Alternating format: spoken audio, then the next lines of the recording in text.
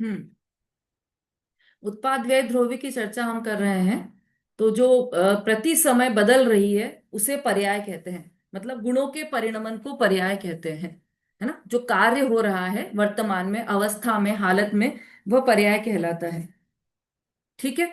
अब वह पर्याय की उत्पत्ति को उत्पाद कहते हैं। वो पर्याय एक समय के लिए रही, लेकिन उसकी एक समय की स्थिति रही ना, एक समय का सत्य है, अस्थि है, उसकी अस्तित्व है पर्याय का भी। ऐसा नहीं कि एक समय में नष्ट हो गई तो उसका क्या अस्तित्व, ऐसा नहीं है। प्रत्येक पर्याय एक समय के लिए टिकती है, तो एक समय का वह सत्य भी है। पर उस पर्याय का जो उत्पन्न होना हुआ, नवीन पर्याय उत्पन्न हुई, उसे कहते हैं उत्पाद। और जो पूर्व पर्याय थी उसे कहेंगे व्यय। और दोनों में जो टिका है उसे कहते हैं ध्रुव। सरल, यदि सरल शब्दों में समझना है तो दोनों के बीच में जो हमेशा टिका रहे, पर्याय बदलती रहे लेकिन जो टिका रहे, उसे कहते हैं ध्रुव्य। और यहां पर जो परिभाषा दी है, प्रत्यभि ज्ञान के कारणभूत द्रव्य की किसी अवस्था की नित्यता को ध्रुव्य कहते हैं। थोड़ा सा ये कठिन लग सकता है किसी किसी को, लेकिन इसको आप एक बार समझ लीजिए। फिर प्रत्यभि ज्ञान, प्रत्यभि ज्ञान क्या होता है? स्मृति ज्ञान, जोड़ रूप ज्ञान, यह वही है। ऐसा जो जोड़ रूप ज्ञान होता है उसे कहते हैं प्रत्यभि ज्ञान। अब यह वही है मतलब कैसा? जैसे ये डिब्बा देखा आपने कि अरे ये तो वही डिब्बा है जो कल हमने देखा था, ये तो वही डिब्बा है जो 5 दिन पहले हमने देखा था। तो इस डब्बे को देखकर जोड़ रूप ज्ञान हुआ ना, जोड़ा अभी वाले ज्ञान को, और जो 5 दिन पहले वाला ज्ञान था उन ज्ञान को जोड़ा। तो ये जो जोड़ रूप ज्ञान है वह कौन सा ज्ञान है? प्रत्यभि ज्ञान। अब इस जोड़ रूप ज्ञान का कारण, प्रत्यभि ज्ञान के कारणभूत द्रव्य की किसी अवस्था की नित्यता को ध्रुव्य कहते हैं। इसका कारण क्या है? यह वही डब्बा है, इसका ये जो हमने पहचान लिया, उसका कारण क्या है? बहुत दिनों बाद कोई मिले तो उनसे हमने कहा कि आप तो, अरे आप वही हो क्या, आप तो बहुत बदल गए। एक ही सेंटेंस में दोनों बातें की हमने, आप वही हो और आप बदल गए। तो आप एक नहीं, आप डिसाइड कर लो कि हम वो हैं कि बदल गए, कि वह भी हो और बदल भी गए। तो वर्तमान की दृष्टि से देखें, आपकी अवस्था की दृष्टि से तो आप बदल गए हो, लेकिन आप वही हो। मतलब कुछ चीज ऐसी है आप में जो पहले थी वही है, वही ध्रुवता है। मतलब वो तो उदाहरण था, पर ऐसे ये वस्तु में वह ध्रुवता है। जैसे चूड़ी का, स्वर्ण का हम उदाहरण लेते हैं, सोने का। तो जो सोने में चूड़ी बनी, पहले हार था अब चूड़ी बन गई, तो हार की पर्याय का हो गया व्यय, और अब चूड़ी, चूड़ी के पर्याय का हुआ उत्पाद। और उन दोनों के बीच में जो स्वर्ण पहले भी था अभी भी है, वह ध्रुव रूप से वैसा का वैसा ही रहा। ये उत्पाद व्यय और ध्रुव है। अब इसको आप एक्सरसाइज करना घर पर, अलग अलग चीजों में घटाना, किसी भी वस्तु को पकड़, जैसे कोई भी कार्य पकड़ना, कोई भी वस्तु पकड़ना, जैसे रोटी बनी, उसमें उत्पाद किसका हुआ, व्यय किसका हुआ, और ध्रुव कौन रहा, ये सब आप लोग चिंतन करना। तो रोटी एक दिया, ऐसे स्वर्ण है, घड़ा है, कुछ भी चीज, जो भी कार्य हो रहा है उसमें से आप उत्पाद व्यय ध्रुव निकाल कर उसकी प्रैक्टिस करना। पर्याय के कितने भेद हैं? 59 नंबर का प्रश्न है, पर्याय के कितने भेद हैं। अभी हमने देखा ना, उत्पाद व्यय और ध्रुव। तो ये उत्पाद और व्यय तो होते हैं पर्याय में, और द्रव्य रहता है ध्रुव्य, गुण रहते हैं ध्रुव्य। है ना, अभी हमने उसमें भी पढ़ा था, दो अंश होते हैं वस्तु के, एक अंश होता है उत्पाद व्यय रूप और एक अंश होता है ध्रुव रूप। तो जो ध्रुव रूप रहता है वह अंश कभी भी नहीं बदलता, और जो उत्पाद व्यय रूप अंश रहता है वह प्रति समय बदलता है। ये दोनों में बिल्कुल विरोधाभासी है। मतलब वो नित्य है, वो अनित्य है, बिल्कुल अलग। वो अपनी नित्य नित्य की बात चल रही है ना वहां पर, अर्पिता नर्पित सिद्धे, ये सब सूत्र चल रहे हैं। तो अभी उसमें मत जाओ, बस आप उत्पाद किसे कहा है, व्यय किसे कहा है और ध्रुव किसे कहा है, ये अच्छे से समझ लीजिए बस आप। ठीक है। अब पर्याय ये पर्याय में होते हैं उत्पाद और व्यय, तो इसलिए पर्याय की बात कर रहे हैं। पर्याय के कितने भेद हैं?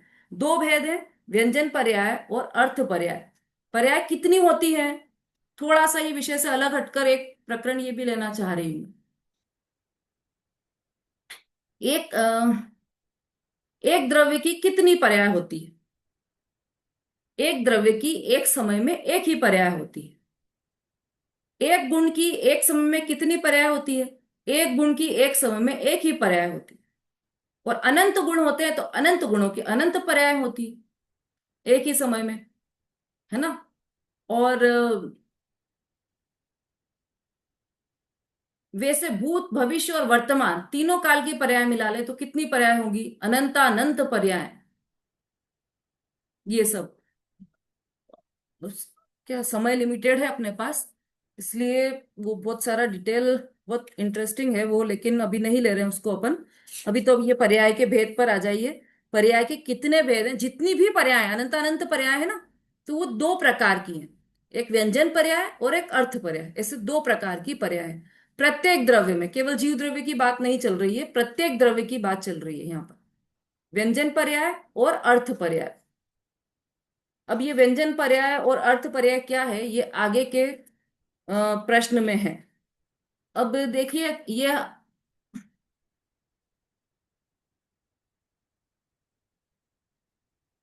परसों आपके एग्जाम रहेंगे, क्लास के समय पर ही आपका एग्जाम होगा, परसों 14 तारीख को, है ना। तो अब कल की ही क्लास बची है आपकी।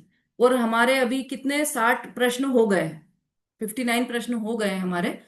तो अब दो काम कर सकते हैं हम, या तो इसी का रिवीजन करें कल, और या फिर थोड़े प्रश्न और ले लें आज, तो वो उन सबका मतलब 70 प्रश्न ले लें, तो उसका भी रिवीजन हो जाए। क्या विचार है आप लोगों का? मतलब अगर आपको कठिन लग रहा हो तो फिर अपन इतना ही रहने देते हैं एग्जाम के लिए, आगे नहीं बढ़ेंगे। दीदी इसी हाँ, का रिवीजन करा दीजिए। इसी में से करा दें बस रिवीजन। अच्छा, चलिए ठीक है, सबका यही विचार है क्या?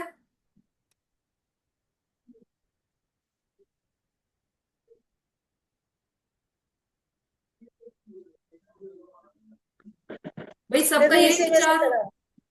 हाँ दीदी, इसी में से करो। अच्छा 60 क्वेश्चन में से। हाँ ठीक है, ठीक। थोड़ा कठिन लग रहा होगा सबको ना। वैसे ये व्यंजन पर्याय और अर्थ पर्याय एक अलग पूरा विषय है ना, तो ये थोड़ा सा डिफिकल्ट भी हो जाता। हम्म, चलो, इसी की थोड़ी सी प्रैक्टिस कर लेते हैं अपन। लिख कर भी आ रहा है कि बस इतना ही रहने दीजिए।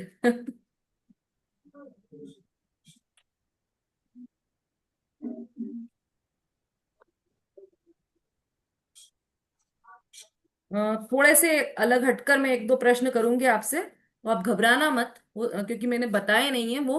लेकिन मतलब उसका मूल तो मैंने बता दिया है पाठशाला में अभी, पर वो अलग से प्रश्न कभी पूछे नहीं है। तो आप कोशिश करना कि उसके जवाब दे सको आप।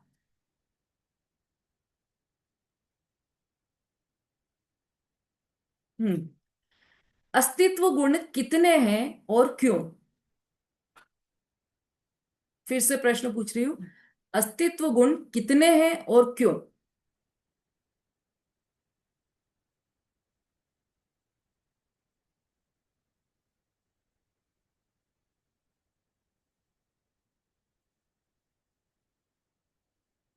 थोड़ा सा दिमाग लगाओगे आप तो आ जाएगा आपको उत्तर।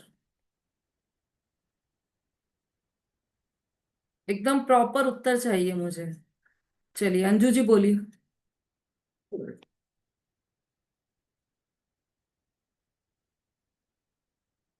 अनम्यूट करके बोलिए। जय जिनेन्द्र दीदी। हम्म। अस्तित्व गुण।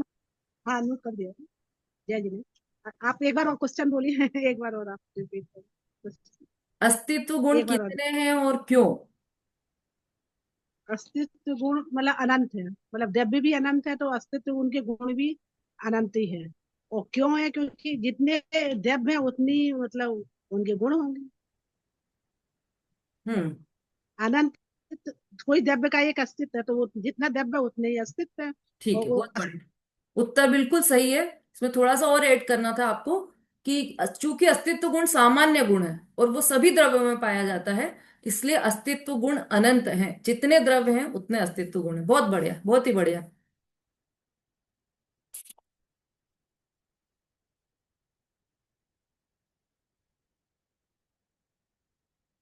क्या प्रत्येक द्रव्य में और गुण में उत्पाद व्यय ध्रुव त्रिकाल होता रहता है?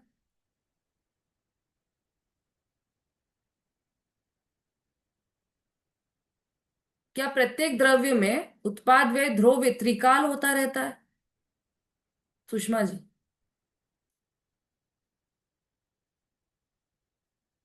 हाँ दीदी। भी हर समय उनकी वो उत्पाद भी होता रहता है, व्यय भी होता रहता है, और द्रव्यपना भी हर समय ही रहता है उनमें, द्रव्यों में। बिल्कुल सही, बहुत अच्छा। सबने अच्छी प्रैक्टिस कर रखी है। चलो अब थोड़ा सा और अलग हटके है, ट्विस्ट है थोड़ा सा। अस्तित्व गुण जड़ है या चेतन, और क्यों?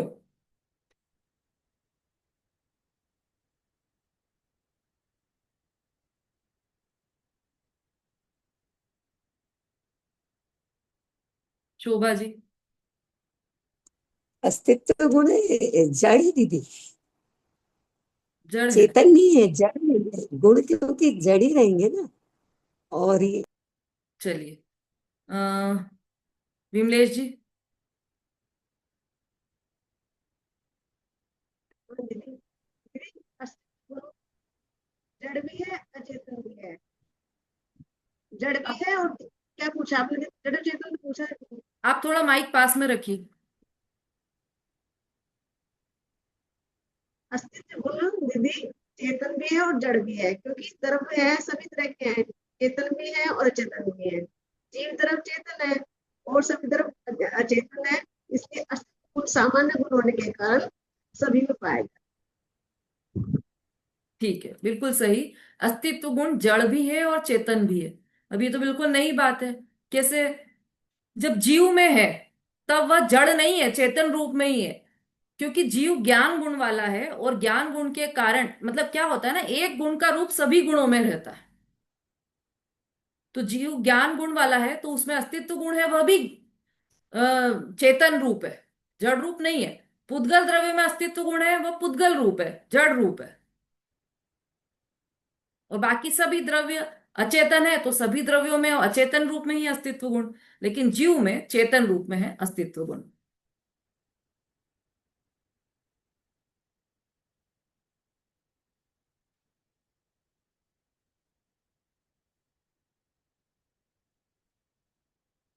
चलिए, द्रव्यत्व गुण का काल कितना है?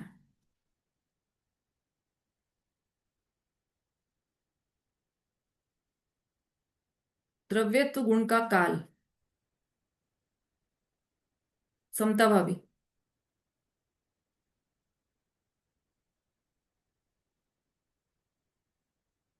है। द्रव्यत्व गुण का काल तो निरंतर चलेगा ना। कितना है काल?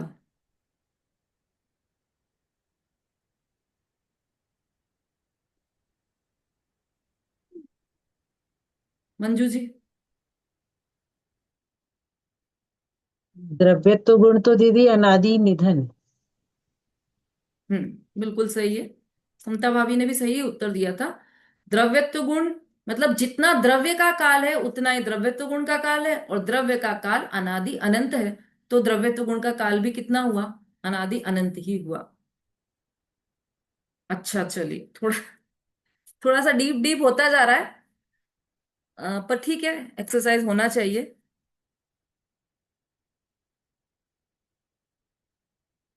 शब्द में कितने द्रव्यत्व गुण हैं?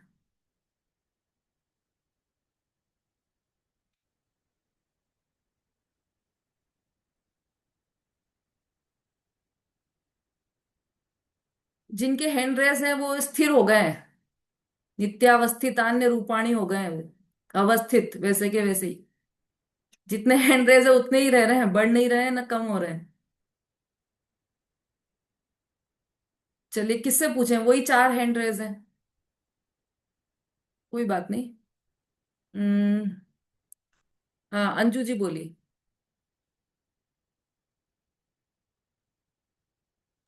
एक बार क्वेश्चन दीदी और पूछिए, बोलिए। शब्द में द्रव्यत्व गुण कितने हैं?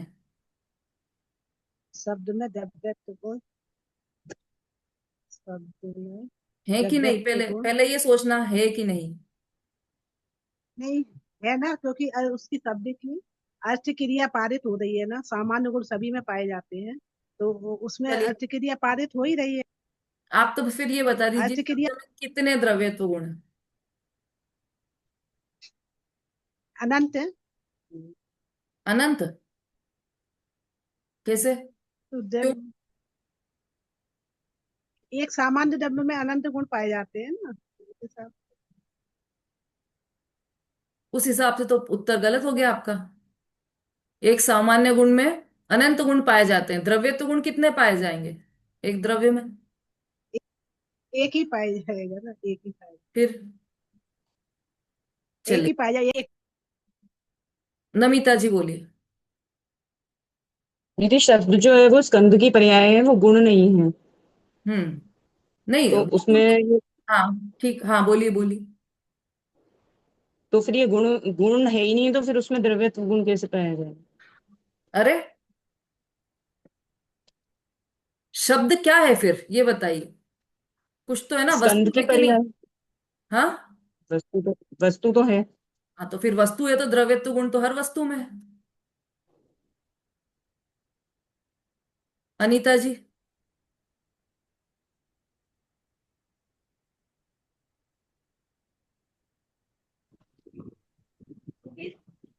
भाषा भाषा मतलब शब्द तो पुद्गल पर्याय है।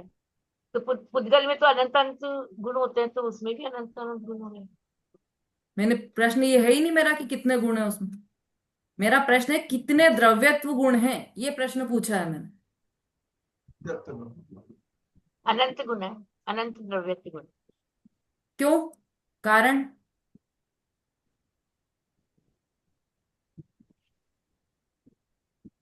बताएंगे।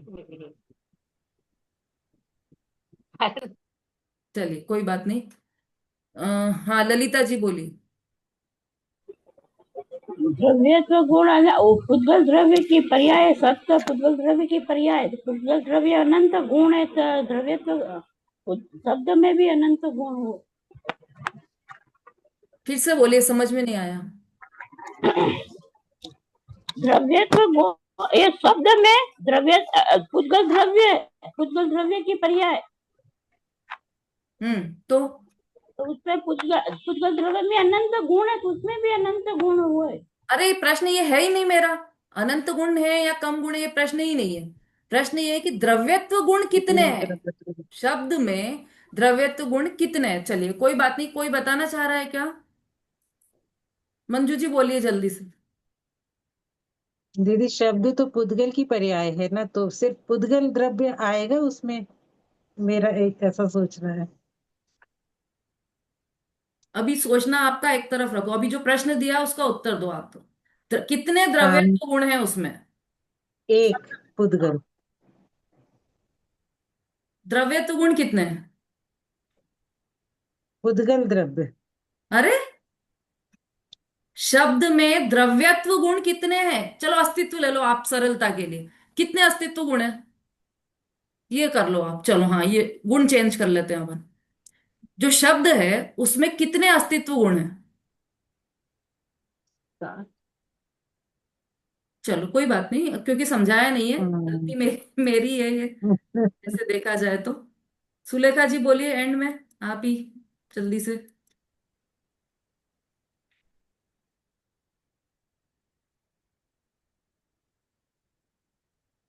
दीदी अनंत गुण है और उसकी पर्याय निरंतर बदलती रहती है। किसकी पर्याय? द्रव्यत्व की। हम्म। तो कैसे लागू पड़ा इसमें ये बताना है आप। प्रश्न समझ में आ गया? क्या है प्रश्न? हाँ, क्या है प्रश्न?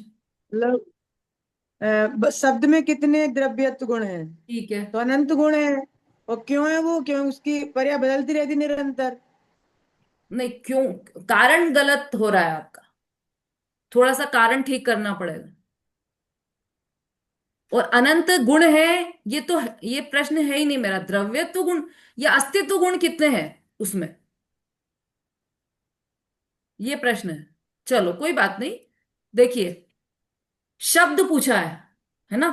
और शब्द क्या है? पुद्गल स्कंध की पर्याय। आप लोग थोड़ा थोड़ा नजदीक तो पहुंच गए थे, कोई कोई लोग। शब्द परमाणु की पर्याय नहीं है, पुद्गल स्कंध की पर्याय है। ठीक है। अब पुद्गल स्कंध की पर्याय, इसका मतलब उसमें द्रव्य कितने हुए? जितना स्कंध है उतने द्रव्य है, मतलब समझ लो दो, दो परमाणु का स्कंध है तो वो उतने दो द्रव्य है उसमें।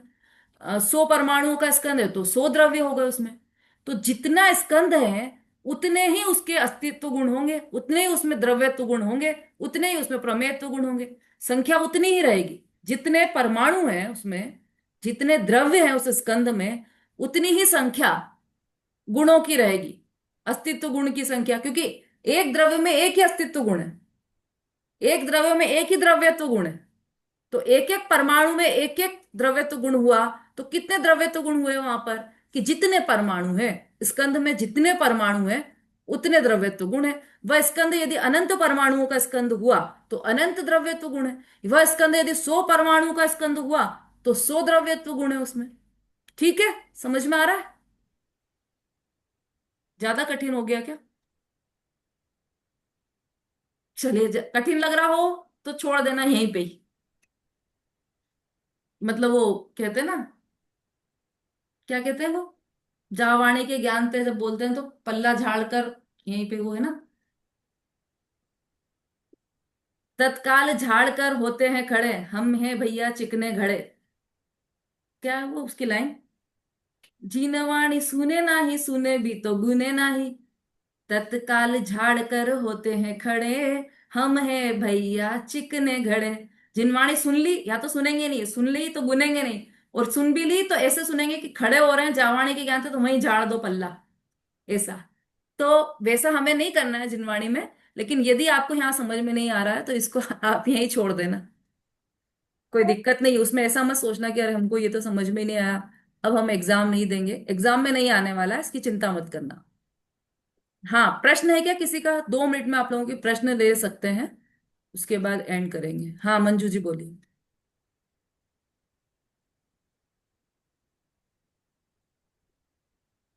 हाँ, अनम्यूट कीजिए। हाँ दीदी, ये 31 नंबर का जो क्वेश्चन है ना, वो एक बार और बता दीजिए।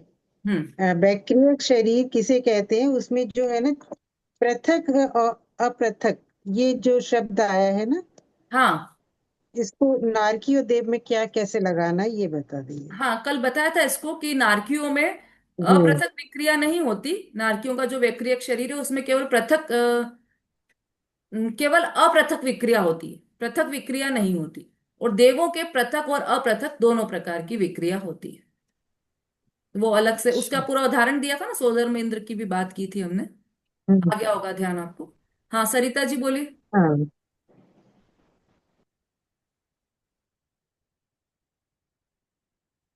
दीदी अभी आपने जो बताया ना कि जैसे यानी एक परमाणु में 6 ही सामान्य गुण एक एक होता है, माने अस्तित्व वस्तुत्व द्रव्यत्व प्रमेयत, एक परमाणु में एक एक ही होगा।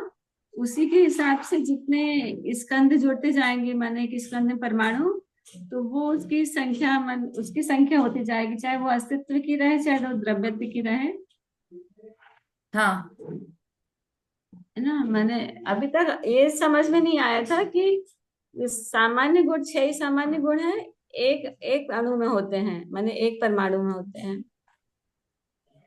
6 सामान्य गुण नहीं होते हैं एक अणु में। एक अणु में अनंत सामान्य गुण होते हैं और अनंत विशेष गुण होते हैं एक अणु में। पर वो एक एक ही होते हैं, एक जैसे दो नहीं होते। जैसे अस्तित्व, अस्तित्व नाम के दो गुण नहीं होंगे अणु में, अस्तित्व नाम का एक ही गुण होगा। मतलब नाम, मतलब अस्तित्व का जो कार्य कर रहा है ऐसा वाला अस्तित्व गुण एक ही होगा उसमें। द्रव्यत्व गुण एक ही होगा, प्रमेयत्व गुण एक ही होगा। ऐसे ऐसे करके अनंत गुण है जो एक एक ही होंगे एक परमाणु में, एक द्रव्य में। तो एक सिर्फ परमाणु की बात नहीं है, जीव द्रव्य, काल द्रव्य, धर्म द्रव्य, आकाश द्रव्य, सभी में ऐसा है। एक जीव द्रव्य में एक ही अस्तित्व गुण है, बहुत सारे अस्तित्व गुण नहीं। एक ही गुण से काम हो गया ना अस्तित्व गुण। अस्तित्व पना एक ही गुण है के, मतलब वो एक गुण है उसका, एक गुण है अस्तित्व पना। तो वो पूरे जीव द्रव्य में संपूर्ण भागों में और संपूर्ण अवस्थाओं में। तो दूसरे अस्तित्व गुण का स्थान कहाँ है? एक गुण हो गया ना अस्तित्व पना। ऐसे ही वस्तुत्व पना, ऐसे ही द्रव्यत्व पना, सब एक एक है गुण, एक एक करके भी एक एक अनंत है। हाँ, एक एक उद्गल करके परमाणु अनंत है। अनंत है और सामान्य गुण यानी कि 6 एक जीव में एक ही है, यानी एक अस्तित्व रहेगा, एक सामान्य अस्तित्व गुण भी रहेगा। अनंत है, 6 तो हम नाम ले रहे हैं बस, उसका मुख्य मुख्य उनको बताया गया आगम में। सामान्य गुण भी अनंत है, अस्तित्व, वस्तु, द्रव्य, प्रमेय, तो अगुरु, लघु, प्रदेशत्व, ऐसे ऐसे कर करके अनंत है। उनके नाम नहीं पता है हमको, क्योंकि हमारी तो बुद्धि छोटी सी, इतना ही याद नहीं हो पा रहा है हमको, तो इसलिए आगम में केवल ये 6 वर्णित है। ऐसे अनंत गुण है, सामान्य गुण भी। जी ठीक। बोलिए समता भाभी। ठीक है, मैंने तो उसके लिए किया था एंड्रेस। आपने पूछा नहीं है कि शब्द में कितने वो होंगे द्रव्यत्व गुण, के ठीक। लिए किया था। हाँ, अनीता जी और सुषमा जी बोलिए। दीदी आपने बताया ना अभी, मंजू जी ने जो क्वेश्चन किया था कि देवों का शरीर पृथक और अपृथक दोनों तरह की विक्रिया करता है, और नार की जो है वो आपने क्या बतलाया अभी, पृथक या अपृथक? अपृथक। लेकिन मुझे कुछ कल मैंने लिखा था तो उसमें पृथक लिखा था, तो इसलिए मैं मतलब दोबारा देखो, कंफर्म पृथक करना मतलब चाह होता रही। है अपने शरीर से अलग एक और शरीर बनाना। तो नारकी अच्छा अपने ठीक शरीर है। का ही विक्रिया कर सकता है, इसलिए वो हाँ अपृथक विक्रिया ठीक कर है। सकता है, पृथक नहीं कर सकता। अनीता जी बोलिए। ठीक है ठीक है। 20वां क्वेश्चन है, जैसे स्कंद के भेद हैं, स्कंद के 5 भेद हैं, है ना, आहार वर्गना, तेजस, भाषा वर्गना, तो ये 22 भेद कौन से हैं? इसमें 22 22 भेद बता रखे हैं। 22 अभी आपके कोर्स में नहीं है तो 22 पूरे जिनागम में उल्लेखित है, और बता भी सकते हैं तो अपन। आप पूछोगे कि कितने भेद है, तो आंसर क्या दे, मतलब उसमें अच्छा। जैसे आप पूछे स्कंद के कितने, हाँ हाँ, तो ये हो जाता है ना। अच्छा प्रश्न पूछा आपने। तो आपको ये लिखना है कि वे हैं तो 22 और 5 ये हैं। हाँ। प्रश्न इसी टाइप से आएगा, चिंता मत कीजिए। है तो 22, वर्गणाएं 22 हाँ प्रकार की हैं। स्कंद के भेद का या वर्गणा का है, तो वर्गणा 22 प्रकार की है, और 5 के नाम ये हैं मुख्य रूप से, तो उसी हिसाब से प्रश्न आएगा। चलिए अब जिनवाणी स्तुति ले लेते हैं हम।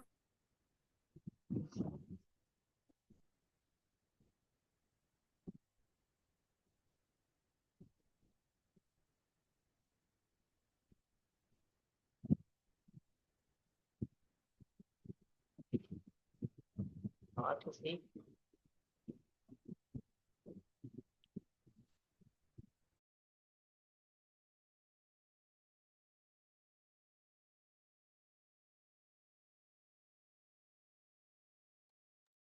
सभी को जय हिंद। दीदी आपकी आवाज नहीं आ रही। जय दीदी आप दीदी। म्यूट हो को गई जय है, आपका जिनेंद्र। माइक म्यूट है। आवाज नहीं आई जय थी। सभी को जिनेंद्र जी, जय सभी को जय जिनेंद्र। जिनेंद्र। जिनेंद्र, जय तो की आवाज नहीं आई। आपसे नहीं आ रही थी आवाज। अब आ रही है। जिनवाणी स्तुति की आवाज नहीं आई। दीदी कल क्लास है ना? हाँ, कल लास्ट क्लास रहेगी, उसमें, और परसों एग्जाम।